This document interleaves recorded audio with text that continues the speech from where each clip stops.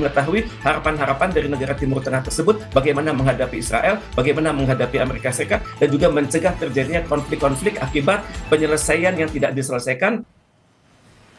Dalam lawatan ke Amerika Serikat, Presiden Prabowo akan berpidato dalam sesi debat umum pada sidang ke-80 Majelis Umum PBB. Prabowo juga dijadwalkan melakukan pertemuan bilateral dengan sejumlah pemimpin dunia. Kehadiran Prabowo ini, saudara, menegaskan komitmen Indonesia untuk terus berkontribusi aktif dalam upaya menjaga perdamaian, memperkuat kerjasama global, serta memperjuangkan kepentingan nasional di tingkat dunia.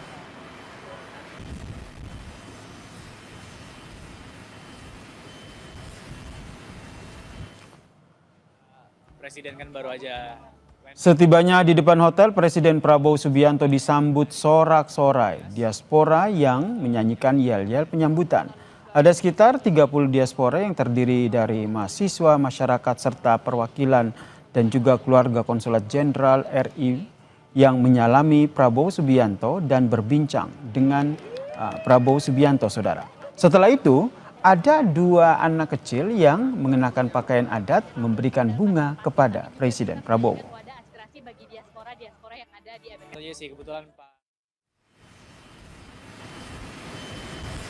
Setelah 10 tahun absen, Presiden RI akhirnya akan hadir langsung di sidang Majelis Umum PBB ke-80 di New York, Amerika Serikat.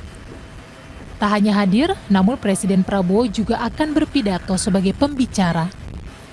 Menteri Luar Negeri Sugiono mengatakan, dalam sidang Majelis Umum itu, Prabowo akan diberikan kesempatan sebagai pembicara ketiga setelah Presiden Brazil dan Presiden Amerika Serikat Donald Trump.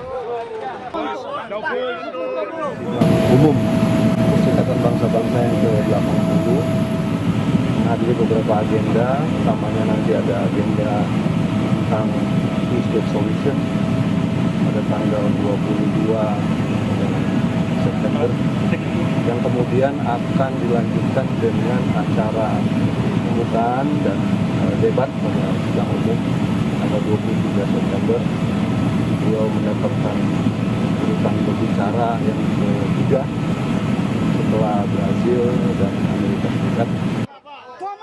Pakar hubungan internasional dari Universitas Padjadjaran Teguh Reza Shah menyebut kesempatan Presiden Prabowo Subianto untuk berpidato di Majelis Umum PBB merupakan panggung emas bagi Indonesia. Teguh berharap salah satu isu yang diangkat Prabowo dalam pidato nanti adalah soal konflik kemanusiaan di Gaza, Palestina. Ini merupakan panggung emas bagi sejarah negara Republik Indonesia. Ini merupakan kado diplomatik bagi RI di usia 80 tahun.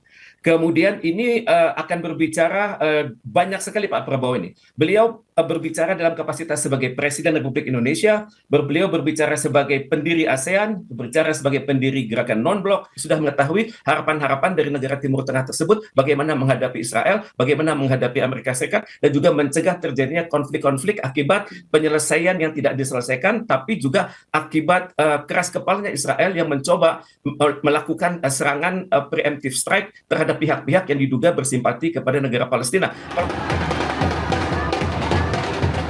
Sebelumnya, Menteri Luar Negeri RI juga sempat mengatakan, selain berbicara soal perdamaian dunia dan isu global Palestina, Presiden juga akan mengangkat isu penyerangan terhadap Qatar, reformasi multilateralisme, dan peran negara-negara di Global South.